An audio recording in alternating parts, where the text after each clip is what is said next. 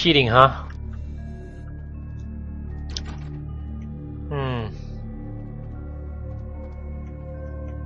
Well, the prince isn't gonna be happy about this. That's for sure.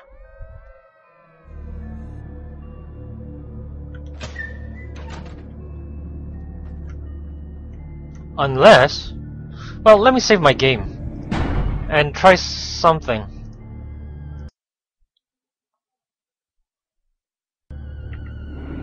Just got this crazy idea.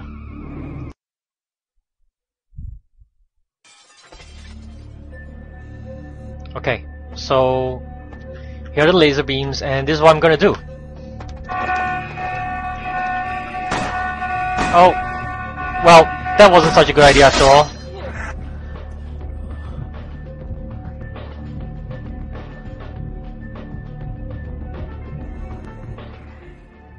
Oh, black box next to the lasers? Huh, that's interesting.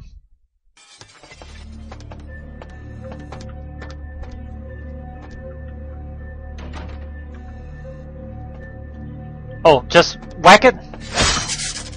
Oh man. Okay. Oh.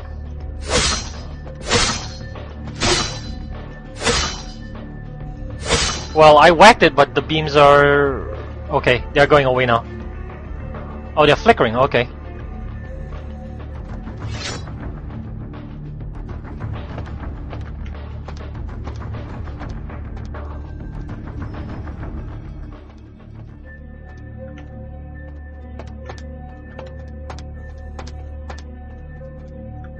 Oh, that is cool. Okay. Oh, I'm talking about myself.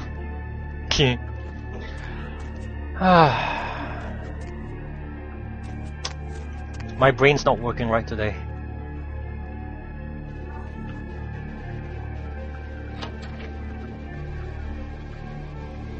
Oh, there's the sarcophagus. I can't understand why someone would go through the trouble of stealing a box with a very ancient corpse. This city's not that dull.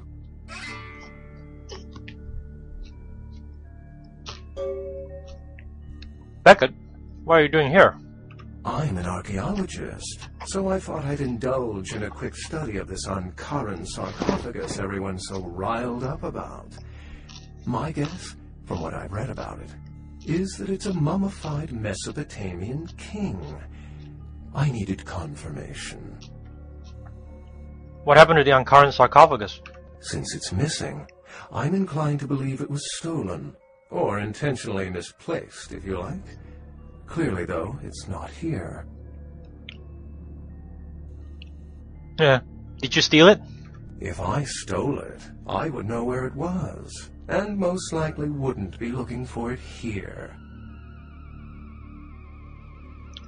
Well, let's ask him another stupid question. Did you get to examine it at all? Oh, I really wish I had. All this speculation about the sarcophagus containing an antediluvian and being a portent of Gehenna is making me cringe. These are the kinds of ridiculous, superstitious assumptions I came here to debunk. Antediluvians? No one I know has ever met one. But each of the clans and their bloodlines supposedly trace their origin to an original vampire, an antediluvian. Some swear these grandsires still exist into the present. But then, kindred and kind believe a lot of strange things. And Gehenna? Armageddon, Doomsday, the end of all kindred. It's a common facet of most mythologies. Fear that the world will end. Many believe Cain and the antediluvians will return to consume or destroy all kindred. I wholeheartedly disagree. Why do you disagree? As I said, many cultures have the fear of some form of apocalypse.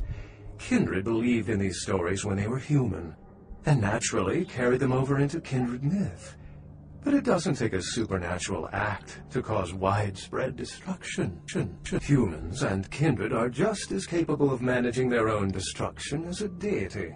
A self-realized Gehenna warrants more vigilance than a god-induced one, don't you agree? Such is my argument, which so frequently falls on deaf ears. So, can you tell me more about Thin Bloods? Thin Bloods rarely exhibit features or powers of their clan, and many can't embrace. Some are even rumored to have reproduced. Many kindred are terrified that their weak blood heralds the dissipation of every bloodline.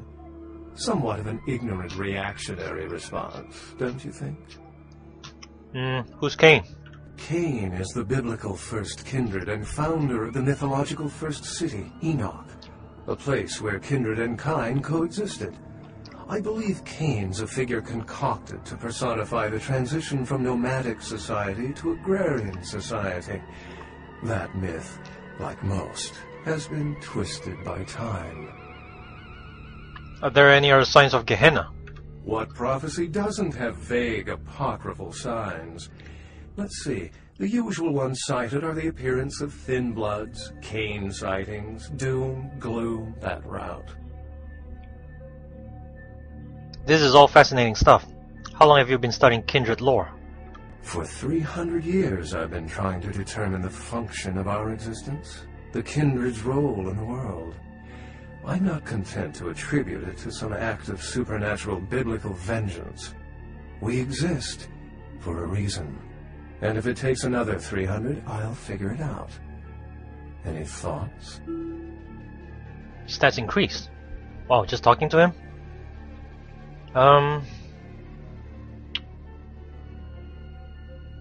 We are an alien species from outer space. Wow, that's cute. The extent to which movies have shaped modern belief systems is extraordinary. Yeah. Still, it's a better explanation than a divine sentence for manslaughter. I really don't know. My sentiments exactly, but there's time to rectify that. Well, my work here is stolen away into the night. Think I'll do the same. Goodbye, Beckett.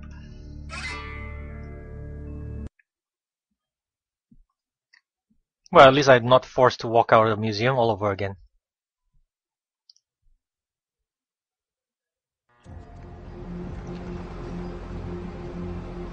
Well, time to give the prince the bad news. Oh, wait a minute. I think I should turn in that side quest to Pisha. Yes. Here's the item from the museum. Yes. This is genuine and of use to me. There is something resonating from it. A whisper. I will give you this in trade. It is known as the Odious Chalice. It swells with spilled blood and offers its bloat to its owner. Item gained the Odious Chalice. Okay. Great, I'll be back if I find anything else. So what did she give me? Number of blood points stored 0. The perverse creation of a... whatever this name is, I can't pronounce it. Flesh crafter. This abomination is forced to live a tortured eternity in servitude to the damned. As you kill enemies, the chalice will fill with blood. Use the chalice to feed from it and gain its stored vitae. Interesting. So I guess I can restore my blood meter with this guy.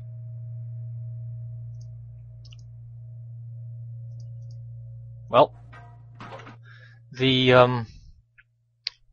let me just check my side quest. Yeah, Pisha still has, I believe, another item for collection.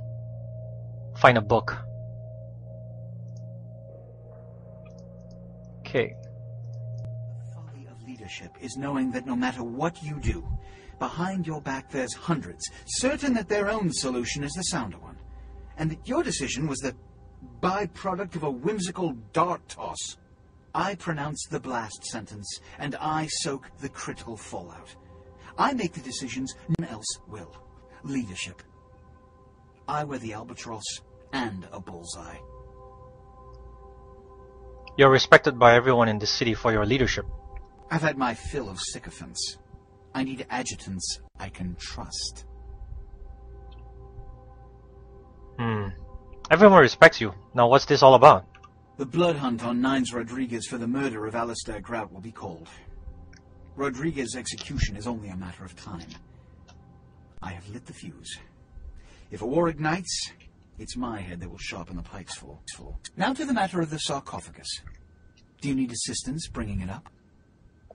Well, about the sarcophagus, it appears to have been stolen. Stolen? Stolen? How? Who would... Oh, Gary. Gary? Treasonous maggot. I should have anticipated your treachery, sewer rat. Yeah, who's Gary? The Nosferatu Primogen. The Nosferatu were responsible for finding out where the sarcophagus was taken after the Dane, and for getting keys to the museum. They were the only ones who knew. It's obvious to me now. My mistake. But... I want him found. I want him... found. The sarcophagus could be... exploited, causing who knows what catastrophe to this city. If it were to fall into the wrong hands... When you say want him found, you mean me, I'm assuming. The Nosferatu lurk in the filth below the streets of Hollywood, but not even I know just where they hide. Hollywood is, unfortunately, lacking in any Camarilla loyalties. Hollywood's baron is an anarch named Isaac. Isaac's more civil than the anarchs downtown, but nonetheless he wears his mistrust of me on his sleeve. He may know how to contact the Nosferatu. Find Gary and get him to talk. That sarcophagus could be used against us. Do not come back until you have it. Now, I must announce the blood hunt and bear the brunt of all consequences. Escort him out. Hey, don't I get to stay a while?